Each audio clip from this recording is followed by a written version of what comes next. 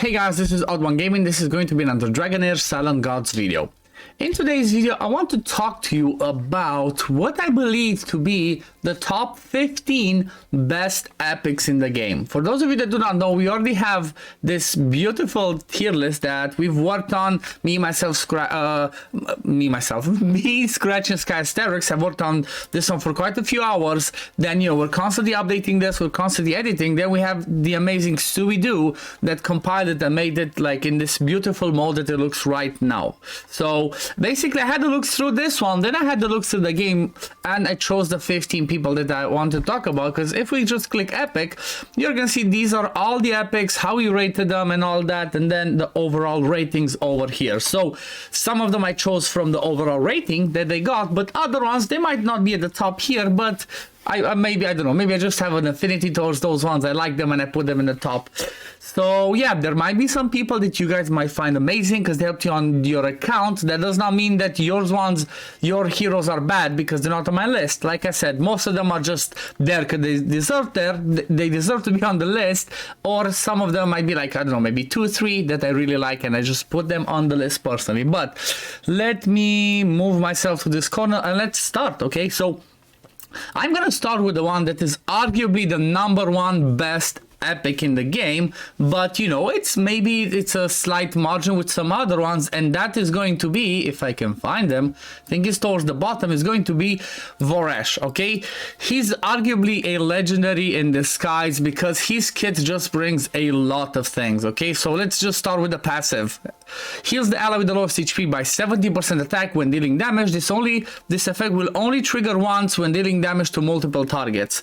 Okay, so this one, like as an example, if you go and fight the Goblin's Lair and you do the AoE, you're not gonna heal for 1,000,000 times, just 70% of the attack for every single attack that you do. And because he has triple hit on this one and triple hit on this one, that's 3 heals of 70% of his attack. And he's a DPS and a debuffer, and he starts with a heal, so this is already an amazing passive. Then on his battle skill, deals damage to enemy 3 times. When dealing damage, he has a 50% goes up to 60% chance of dispelling one buff from them. This makes him an amazing specialist for any area where you need buff removers, such as Ancient Battlefield, such as like the Grave of Curse, or any other area. He's just amazing. Plus again, he's gonna heal every time he does that. Then on the ultimate, deals full board damage, this is crazy, 3 times to all enemies with 100% chance of inflicting buff prohibition. This just makes him a really amazing arena person and just good anywhere. He's so good overall because he brings you damage, he brings you good debuffs, he brings you buff remover, and he brings you heal. That's why Voresh is definitely, in my opinion, the #1 best epic in the game, because you can use him anywhere. He's gonna be good, absolutely anywhere. Now let's go to the #2. Again, some of these might not be exactly in that specific order. Okay, like this is 1, this is 2, and rated. No, just Voresh is at the top in my opinion, and then everybody else is in whatever order. But another one is definitely an amazing one, and everybody should know about him. That's Frurbath. He's arguably the best, if not actually the best tank in the game. But when it comes to the epics, at least he's definitely worthy of that title. First thing, he brings a defense aura in dungeons. Then on his passive, whenever he deals damage, he has a 30% chance of healing the ally with the lowest HP based off of his defense and dispelling 1 random debuff. Okay, that's just crazy. That's just like on a basic attack. The more debuffs on the target, the higher the healing amount. So this, again, it can happen every single time, and the more debuffs the target has, he cleanses 1, but he heals for more. Then on the passive, generates a healing nexus, healing the hero for 6 seconds and allies around him by 50% of his defense. Again, stack him with a ton of defense and he's gonna have huge healing, and you can boost that healing even with more scrolls, and the area is pretty respectable. It's not that bad. So basically he's a tank, but he also heals himself and allies around. This is crazy. Oh wait, there's more. On his ultimate, he deals attack percent damage. I wish this one was defense, but I guess it is what it is. He deals damage to enemies in a pretty wide area with a 100% chance of inflicting attack penalty 2 after you scroll him up. He's definitely amazing. Like, there's in almost every single boss fight in the game, you want to have attack penalty down, and basically brings you that. He brings you his own heal on the passive, and then at the same time, he brings an amazing pass, on the battle skill, and then he brings a crazy heal on the passive. If you're gonna look at all the end game teams for Temporal Vortex, absolutely almost every single one's gonna have Frurbot, because he's just amazing. He's in all of my teams. I'm using him everywhere as my tank, even though I don't have the elemental resonance, because he's just that good. Now let's switch it up a little bit and let's go to number 3 that I have on my list, and that's Alfie. He's a pretty unique one, and first of all, he brings an ally attack in dungeons by 30%, which is massive. Then he has a passive that each successful wild check by allies grants an extra 10% attack up to the hero permanently. This effect stacks up 10 times. So by the time this stacks up, you're gonna have 100% more attack. That's crazy. Then the battle skill deals fire damage. The enemy ignores 35% of the enemy's defense. But honestly, the thing that's the best about him is this ultimate. Okay, so he is the best wild enabler in the game. Like, if you have him, you're Gucci. What it says is summons a Nexus that lasts for 15 seconds. Complete recharge time is 16 seconds. So building with enough skill haste, the Nexus is always going to be on the battlefield, and it's a wide area. That Nexus increases the success ratio of wild checks made by allies within the Nexus by 50%. Normally a wild check is 30%. This one makes it up to 80%. That's crazy. He's definitely the best wild enabler in the game, and wild heroes are definitely good damage dealers. Like, if you think about Flora, Tunneln's Erich that we get as a free legendary after we beat the purple dragon, pair him up with Erich, you're gonna see some crazy numbers in there. So Alfie definitely deserves to be on the list, because like I said, he's just the best for the wild team. Then let's jump over to the poisons now, and let's talk about somebody that I have not played with, but he's in my cards to build for the end game Temporal Vortex. When I'm gonna get to the last difficulty, I'm gonna build Vikuk, okay? The reason why he's so amazing is, again, he has such a unique kit and has the perfect things that you need specifically for Temporal Vortex, or that I will need for my team. Let's look through his kit. So when the hero is inflicted with a debuff, there is a 100% chance of inflicting accuracy penalty on the debuff caster for 5 seconds. Okay, this one can be amazing for the Grave of Wrath, okay? Because the Grave of Wrath has a ton of debuffs. Bring him in there with this one, then get some resistance on you, and you can resist most of that. Or any other place where you want to resist the debuffs. I know Flame Domain, the Fey Meander on higher difficulties for the Lady of Greeneries. He can be amazing in there. For Temporal Vortex, it's not the best, but let's look at his other skills. So battle skill deals damage in a pretty good area with a 100% chance of inflicting attack penalty 2 for 5 seconds. Attack penalty 2 on the battle skill. That's crazy. If you give him enough, again, give him enough skill haste, he should be able to keep that attack penalty almost on his own on the boss, and that's just crazy. Oh wait, there's more though. If you look at the ultimate, dispels 2 debuffs from all allies and heals them by 15% of the target's max HP. For each debuff successfully dispelled on the ally, the healing on that ally is increased by 25%. This is just crazy. So he brings you accuracy down, he brings you attack penalty 2, he dispels 2 debuffs, and he also does healing. Like, what does he not do? He's just the perfect support, honestly, and I'm really looking forward to building him for my teams. Now let's jump over to someone that's actually, well, let's just call her my favorite epic in the game, because no, she's not the best in the game, but I just love her for especially for progression. She's just an amazing one, and that is Yola. So people might call her Lola, but it's I guess this is a capital I and her name's Yola. So Yola is just an amazing overall champion. She can be used in almost every area of the game because of the versatility and I guess simpleness at the same time of her kit. She brings an attack boost in all battles by 24%. That's insane. On the passive, whenever attacking enemies under silence, there's a 40% chance to change that into a stun, which means they're not going to move. Battle skill, she throws 2 lightning orbs and deals 200% damage with a, what's this, 50% chance of inflicting silence. Nothing too crazy, it's just this one. I just love this ultimate. Summons lightning strike to the target area 3 times, dealing this amount of damage, and each of them has a 50% chance of inflicting silence, 75% booked, and 100% chance to inflict attack penalty down. So if you think about it, she is your attack penalty down, she's your control champion, and she's your command aura for attack. That's just crazy. I use her in Goblin, for example, because she does good damage with that. I used to use her in my Temporal Vortex. She's a goddess for the Grave of Venom because, well, every time you silence or stun the side adds, you know, the little balls, they will not move. They will not do their skills. They will not attack you or put a decreased defense. And that's why Yola is just amazing. So she definitely makes the list because one of my favorites, okay? Now let's move over to Gardris. I think I'm going to try and make it a little bit faster because it seems like I'm going a bit slow.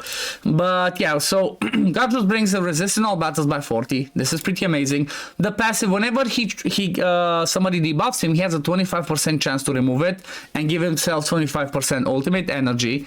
That's crazy.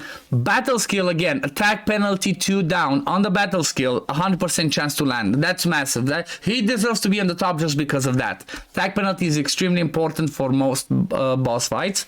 But then this amazing ultimate, okay, it's in a straight line ahead, but he shoots that. He shoots the crossbow, deals damage with 100% chance to knock up to knock up the targets and knock them back. So basically, if there's units that you can knock back, they're gonna go towards the end of the I guess board. Then he puts stun and also inflicts recharge speed down. Okay, so he's a pretty unique, pretty interesting one that definitely deserves to be on the list because of, like I said, his uniqueness and also the amazing battle skill. Now let's jump over to, well, since we're over here, let's jump over to Rava. Okay, Rava is another one that's pretty interesting. Brings crit damage boost in all battles. The passive, for each enemy inflicted with frost on the field, the hero gains an extra 15% attack up. This one stacks 3 times, so he can give himself 45% attack up if there's several targets. Battle skill, he hits 3 times with really good damage. So it fires 3 orbs at a random enemy, dealing this amount of damage. I think it's each orb, right? Or it's just one? If it's each orb, it's even crazier. But it also has a 100% chance of inflicting frost. And then this one deals crazy damage on a massive area. Okay, summons a Nexus, lasts for 10 seconds. Designated area that deals 50% damage every 1.5 seconds with 100% chance of inflicting frost. And then, after it's done, it explodes and deals more damage. So, he's just a huge AoE damage dealer on that ultimate. Now, next one, we're going to jump over to the Necrosis, and we're going to talk about Zorroth. That's kind of like, a little bit like a Voresh, okay? Zorroth is pretty amazing because he brings the Captain Aura like Yola, 24% in all battles. A passive that every 4 attacks he heals an ally by 300% of his attack and 100% chance of inflicting silence on the enemy. You can even boost this heal. On the passive, he deals good damage with recharging speed, 100% chance to land it. Again, on the battle skill. And then he has a good AoE that again does crazy damage, places fear, and it also each hit with his skill increases the healing by 15%. So he does damage, he does healing, he does recharge speed down and brings an aura. He's definitely an amazing one, kind of like, you know, maybe not the same level as Voresh, but something like Voresh. So definitely keep an eye out on Zorroth. Now let's jump over to Frost again and let's talk about, where is she? Rowena. She's a pretty interesting one because her kit is mostly about doing some crazy damage. So she ignores the target's 20% defense when attacking enemies under Frost. You're obviously gonna have at least another person with Frost. Then on the battle skill, deals damage to enemy with the lowest HP. So it can kind of target and kill the lowest HP one with a 100% chance of inflicting Frost. But then the ultimate deals 80, I'm just going to talk about this part, 840% cold damage to enemies inflicted with frost. This is massive. This is a massive amount of damage, and you know what, ignoring also the defense, it makes it really amazing.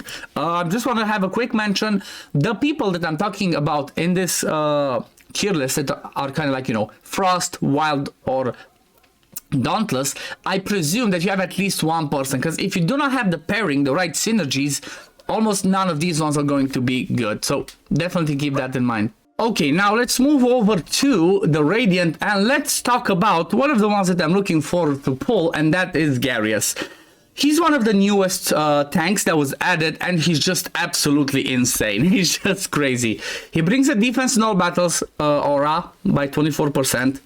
Then this insane passive that has a 50% chance to gain 1 stack of defense up permanently, okay? Keyword permanently. The status is undispellable and can be stacked up to 20 stacks, okay? It gives him 2%. So basically, if you get 20 stacks, he has 40% extra defense. That's insane already. It's just a passive. Then on the battle skill, he deals radiant damage with a chance to knock up the target and grant himself hit recovery. So he basically sustains himself. And then on the ultimate, look at this. It's a full board. Dispels all debuffs from the hero and heals all allies by 600% defense. Imagine how crazy this heal is gonna be. It's a full board and with its passive fully stacked, okay? He's just gonna be almost full HP heal on everybody. So Garious definitely deserves to be on the list as one of the top 15 epics because he's just a beast. Another one that, you know, I'm not the biggest fan of sometimes, but I guess he does deserve to be on the list, and that is Dane. It's because he has a really good kit overall that can be used in several areas of the game, but it's just that he's not perfect. That's why I don't like him, but you know what? He's rated highly on our tier list, so I'm gonna talk about it because a lot of people might have him. They might be like, oh, OddOne didn't talk about it, he might be bad. So let's start with the ultimate. Has a 100% chance of dispelling 2 buffs from the enemy in the range with a decent amount of damage, and it also has a 100% chance of inflicting attack penalty 1 for enemies with HP below 50%. He steals all those buffs. So he's really good for, again, Ancient Battlefield, Grave of Curse, anywhere that you need to remove buffs, put some attack penalty. I wish this was attack penalty 2 though. I guess that's why I don't like him. I wish this was attack penalty 2. Then on the battle skill, he has another AoE hit that deals damage and 300% attack damage with a 75% chance of inflicting fear, and on enemies with HP less than 50% and heal prohibition. So the heal prohibition can be good, but it's I don't like it because it's conditional. It's conditional. I think it only works if you're under 50%, so it's not as good for this heal reduction. But dealing damage AoE on both of his skills and bringing buff remover and good debuffs, plus the passive that whenever the hero deals damage to enemies with less than 50% HP, he boosts his own ultimate, makes it to be really good and definitely deserving on the top 15, even though I don't like him that much. I guess I didn't like him because in the previous season I was playing with him, but I really wanted a Voresh, and I just developed a hate towards him, even though he's really, really good. Now let's move over to Isolde. Okay, so Isolde is one of the newer additions. Again, she came in the season 1, she wasn't in the beta, and she's arguably, again, maybe number 2 or 3. She's definitely one of the best tanks in the game. She brings an ally defense in all battles aura, which is crazy. Passive, shield granted by the hero reduces the ally's damage taken by 15%.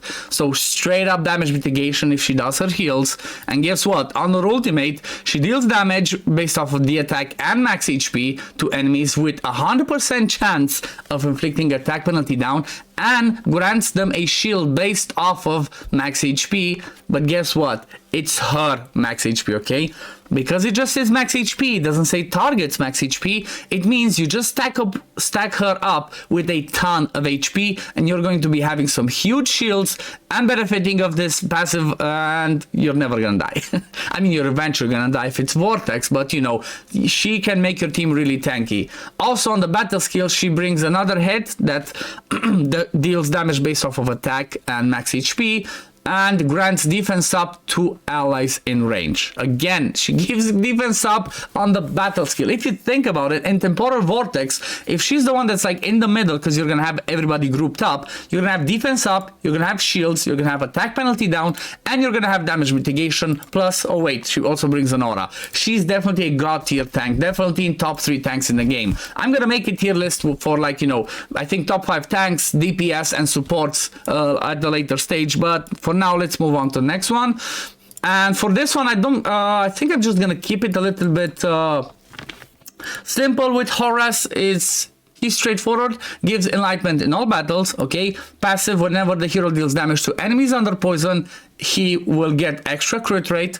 which is amazing. Battle skill, he hurls a bomb, he has a pretty good area of doing AoE damage, and he has a 50, books up to 75% chance of inflicting 3 poison stacks, but the creme de la creme about his kit is this one. Deals 600% attack to enemies in range, but it also triggers all poisons, okay? So if they have poisons, he triggers a poison explosion, triggering all poisons, which means that if you pair him with somebody else that brings a ton of poisons, even if it's a rare like Lorari or Dench or somebody like that, he's gonna be dealing a ton of damage. And I think he's the only one, or one of the very few ones that do poison explosion in this game. I think there might be like 1 or 2 legendaries, but definitely worth keeping an eye out for Horus, because he's an amazing one. And now I'm gonna talk about 2 more, and these are a little bit specialist in a sense of like they can bring some craziness. So first one is going to be Tunneln. He is the best. I think he does the highest damage as an epic, as far as I know and I've seen, because of his passive. Okay, he's wild, so if you pair him with some wild, you know, like an Alfie, like an Erich that you get for free, he can do some crazy damages. And he was my main DPS for my temporal vortex in the previous season, and it's mostly because of this one. The hero gains an extra 20% crit rate. Each successful wild by allies grants 5% crit damage to the hero. This effect stacks up to 20 times. Okay, so this one keeps stacking and stacks up to 20 times. 20 times 5, that's another 100% crit damage. He straight off starts with 20% extra crit rate, which means you can build him with lower crit rate, and then he's gonna just be doing some crazy numbers, okay? The battle skill deals some crazy damage. The higher number difference between the buffs on the hero and the target, the higher the damage. Again, same principle. He just deals crazy damage with the wild proccing, giving him extra damage, plus the passive, and then the ultimate that does 1,000,000 hits, gains attack up for 10 seconds and then deals damage up to 6 for the target 5 times, okay? It doesn't seem like a lot, okay? 5 times 160 doesn't sound like a lot, but he brings attack up, with a crit damage, with a crit rate that he already had boosted, plus the wild proccing in there, he's just a beast. Trust me, if you're gonna build up Tunneln to use for any boss content, you're gonna see some crazy numbers being dealt by him. And now for the last one on the list, which again should not be the last one on the list, but he's that's just how I wrote them, and that's Shelter. If you want to build a Dauntless team and you don't have legendaries, Shelter is the best one at that. He's the best Dauntless team enabler, and it's all about his ultimate, okay? Check this out. Enhances all allies with lightning force, granting them blessing of thunder for 15 seconds, 20-second recharge time. So building with enough skill haste, you're always gonna have it up. And what that does is when launching basic attacks, all allies with blessing of thunder have a 30% chance of summoning a lightning strike on the enemy, dealing 95% attack derivative lightning damage. Dauntless heroes have double chance of triggering this effect. This books up to 35%, so Dauntless hero have a 70% chance of triggering this damage. You just build Shelter with a ton of attack and a ton of enlightenment, and you're gonna see some crazy numbers from him, same way that I said about Tunneln. He's definitely insane. And he also brings on the battle skill the lightning shield that gives attack up, and again deals some derivative damage to enemies nearby. Plus on the passive, guess what, he can do a little bit of AoE-ish. The basic attacks has a 45% chance of releasing chain lightning to deal derivative damage to enemies. The lightning chain can bounce 4 times among enemies at most. So he's definitely somebody that can be amazing. And let's say you don't have some other good AoE damage dealers in Goblin, but you have some good Dauntless people and you have Shelter. Well, they can do, trust me, they can do some good work in Goblin as well, as long as he's in the team. So definitely keep an eye on Shelter. He's arguably the best Dauntless epic in the game. But yeah, I think that's gonna be all for today. Those are my top 15 picks for epics, guys. That's my opinion. That's the ones that I looked through their kits and I believe definitely deserve to be here. There's plenty of other ones that are really good. I'm not saying everybody else is trash. It's just these were the ones that I picked from all of them. Again, I'm gonna be doing a tier list of like top 5 or 10 DPS epics, then top 5, 10 tanks, and then top 5, 10 supports, depending on, you know, how many I see and what I feel like people will be interested in seeing. But for now, I just want to make this one to give you guys my top 15 epics. But yeah, this is gonna be it for the video today, guys. As you can see, I'm out of breath, I'm tired, and I'm all sweaty. So thank you all for watching. If you enjoy my content, as always, don't forget to like this video, subscribe to the channel to see when I upload next, and I'm gonna see you on the next one. Peace, love, take care, everyone. Bye, guys.